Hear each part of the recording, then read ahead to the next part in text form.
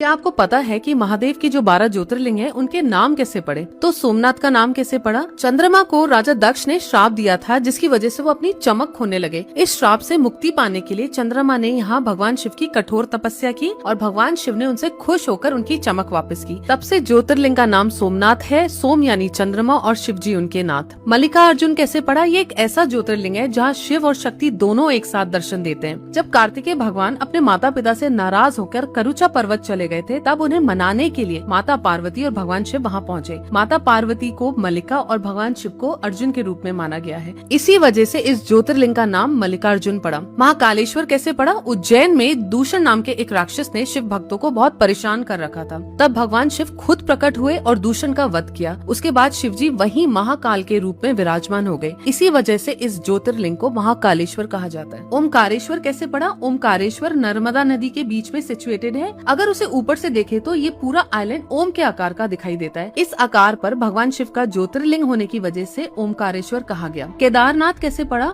महाभारत के बाद पांडव अपने पापों से मुक्ति पाने के लिए भगवान शिव को केदार पर्वत पर ढूंढ रहे थे। पांडवों से बचने के लिए शिव जी ने एक बैल का रूप धारण करा, लेकिन भीम ने उन्हें पहचान लिया। इसके बाद शिव जी धरती में समा गए, लेकिन उनका कुबड़ यानी हम्प बाहर रह गया। मान्यता है कि वही कुबड़ बाद में स्वयं शिवलिंग के रूप में प्रकट हुए और भगवान शिव केदार क्षेत्र के नाथ माने गए। इसी वजह से ज्योतिर्लिंग का नाम पड़ा केदारनाथ। भीमा शंकर नाम कैसे पड़ा? कुंभकर्ण के बेटे भीमा एक बहुत शक्तिशाली राक्षस था, जिसने पूरे क्षेत्र में अत्याचार मचा रखा था। अपने परम भक्त राजा सुदक्षिण की रक्षा करने के लिए भगवान शिव यहाँ प्रकट हुए और भीमा का वध किया। इसी कारण यहाँ जो ज्योतिर्लिंग स्थापित है उसे भीमा शंकर कहते हैं। बाकी के 6 ज्योतिर्लिंग के नाम कैसे पड़े, ये जानने के लिए पार्ट 2 देखना ना भूले। मैं हूँ आराधना और ऐसी माइथोलॉजिकल इंसाइट्स के लिए आप मुझे फॉलो करें।